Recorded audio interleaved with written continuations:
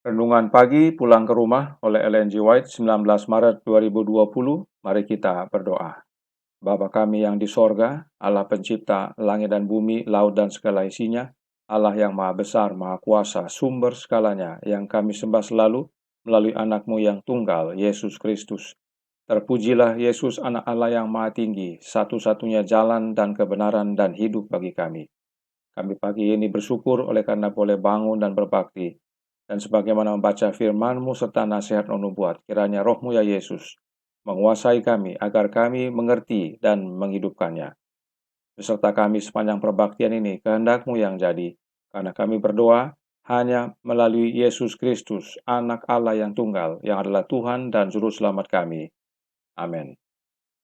Renungan hari ini berjudul Pertobatan adalah. Ayat inti terdapat dalam 2 Korintus 7 ayat 10. Sebab duka cita menurut kehendak Allah menghasilkan pertobatan yang membawa keselamatan. Bagaimana agar seorang manusia dapat benar di hadapan Allah? Bagaimanakah orang berdosa itu dapat dibenarkan?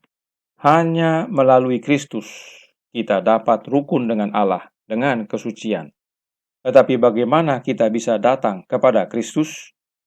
Banyak orang yang menanyakan pertanyaan serupa itu, sebagaimana juga ditanyakan oleh orang banyak pada hari Pentakosta, ketika dosanya ditunjukkan dan mereka berseru, "Apakah yang harus kami perbuat?" Jawab Petrus yang pertama ialah, "Hendaklah kamu bertobat." Kisah 2 ayat 37 dan 38. Pada saat yang lain dengan singkat dikatakannya, "Karena itu sadarlah dan bertobatlah, supaya dosamu dihapuskan." Kisah 3 ayat 19. Di dalam pertobatan termasuk penyesalan akan dosa dan berpaling daripadanya. Kita tidak akan meninggalkan dosa kecuali kita melihat betapa jahatnya dosa-dosa itu sebelum kita mengenyahkannya dari dalam hati kita. Tidak akan ada perubahan yang sesungguhnya di dalam kehidupan. Banyak orang yang gagal memahami apa sesungguhnya pertobatan itu. Banyak orang merasa sedih karena mereka telah berbuat dosa dan mengadakan pembaruan secara lahiriah, karena mereka takut perbuatan salah yang mereka lakukan akan membawa bencana kepada diri sendiri. Tetapi bukan pertobatan semacam ini yang dimaksudkan oleh Alkitab. Mereka meratapi kesengsaraan melebihi dosa itu sendiri. Demikianlah duka yang dialami oleh Esau ketika hak sulungnya hilang untuk selama-lamanya. Bileam, karena takut malaikat yang berdiri di tengah jalan dengan pedang terhunus, mengaku kesalahannya supaya nyawanya jangan binasa. Tetapi bukan itulah pertobatan sejati, tanpa perubahan maksud dan kemuakan akan kejahatan. Yudas Iskariot telah mengkhianati Tuhannya, berseru, "Aku berdosa karena menyerahkan darah orang yang tak bersalah." Matius 27 ayat 4. Pengakuan terdorong oleh rasa bersalah dengan kekhawatiran akan hukuman yang dahsyat dan pandangan yang menakutkan atas penghukumannya.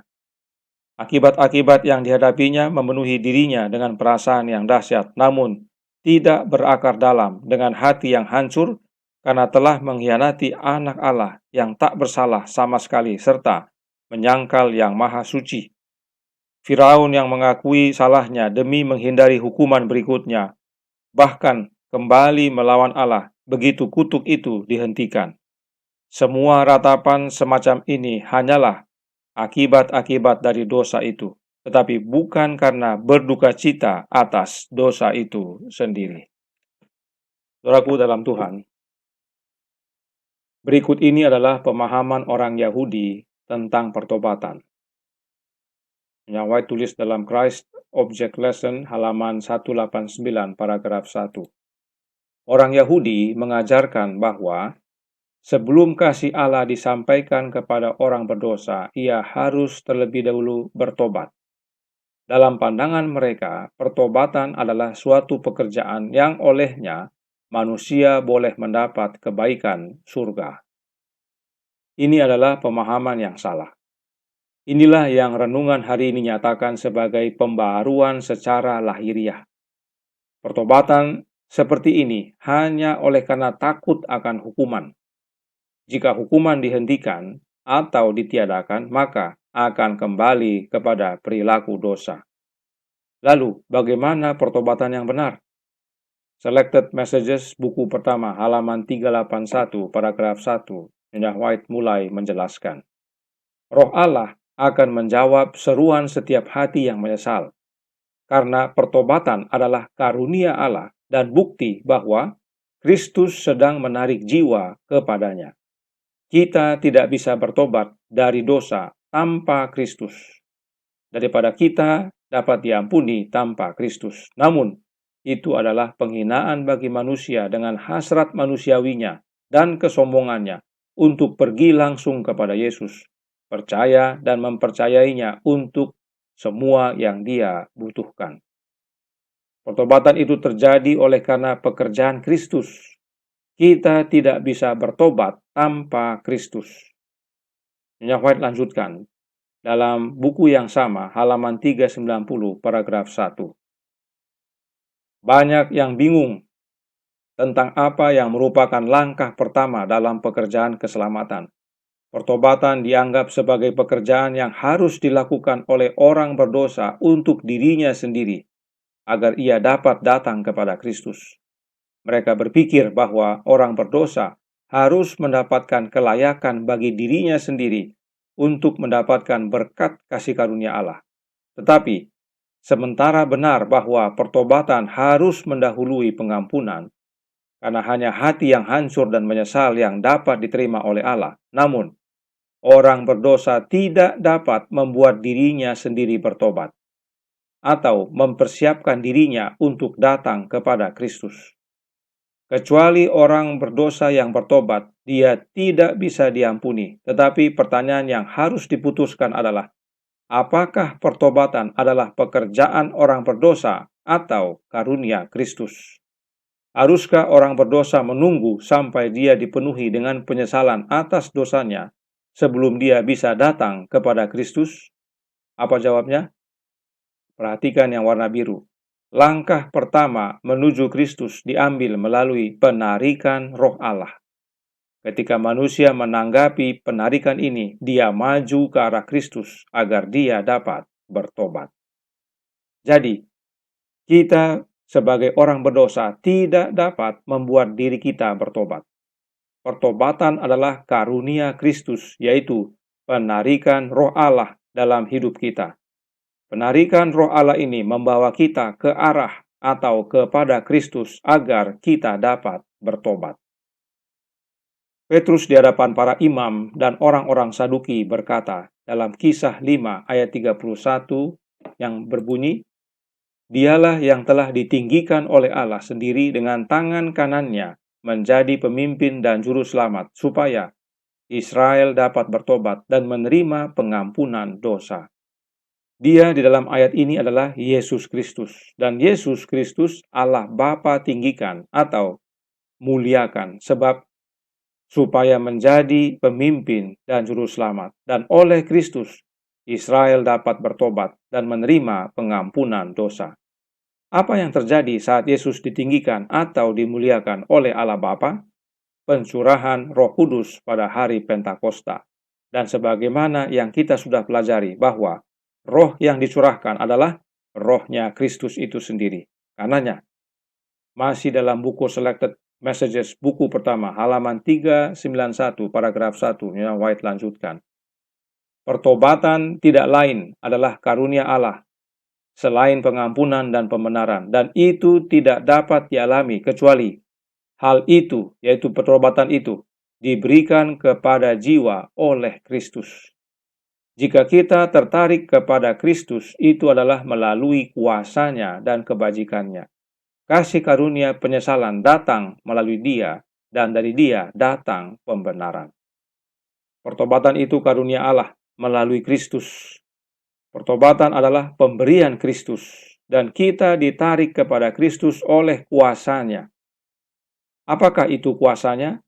Yaitu Roh-Nya yang kudus yang dicurahkan pada waktu dia ditinggikan oleh tangan kanan Allah atau dimuliakan.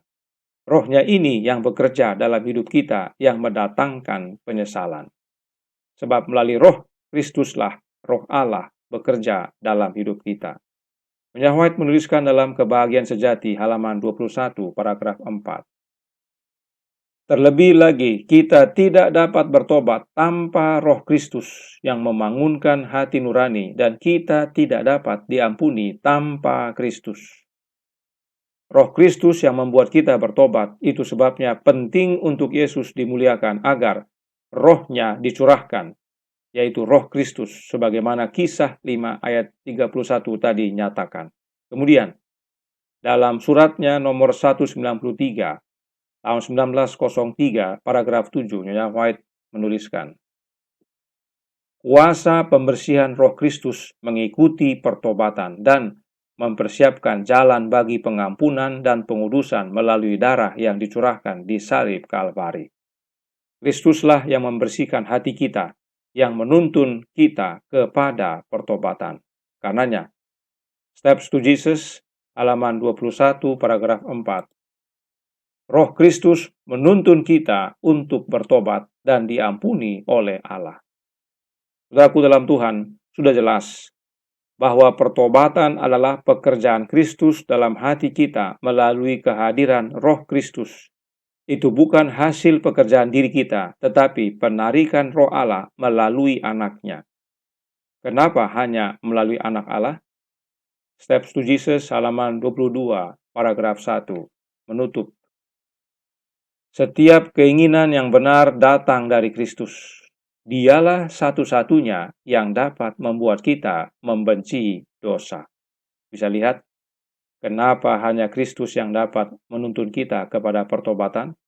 Karena hanya Dia satu-satunya. Tidak ada yang lain yang dapat membuat kita membenci dosa. Karenanya, kebutuhan terbesar kita adalah tinggalnya Roh Kristus di dalam hati kita. Jangan mau roh yang lain. Tuhan memberkati. Saya bawa dalam nama Yesus. Amin. Mari kita berdoa. Bapa kami yang di sorga, Allah pencipta langit dan bumi, laut dan segala isinya, Allah yang maha kuasa, maha besar, sumber segalanya, yang kami sembah selalu melalui Anak-Mu yang tunggal, Yesus Kristus. Terima kasih oleh karena penarikan Roh-Mu yang kudus, melalui kehadiran Roh Anak-Mu dalam hati kami, yang menuntun kami kepada pertobatan. Kami tidak bisa bertobat dengan diri sendiri. Kami perlu Kristus untuk pimpin dan tuntun kami kepada pertobatan. Sebab hanya melalui Kristuslah kami dapat membenci dosa. Tuhan, tolong kami sepanjang hari ini, berserta dalam hati kami, ya Yesus, kehendak-Mu yang jadi. Ampunkan kami akan dosa dan salah, karena kami berdoa hanya dalam nama Anak Allah yang tunggal, Yesus Kristus, yang adalah Tuhan dan Juru Selamat kami. Amin.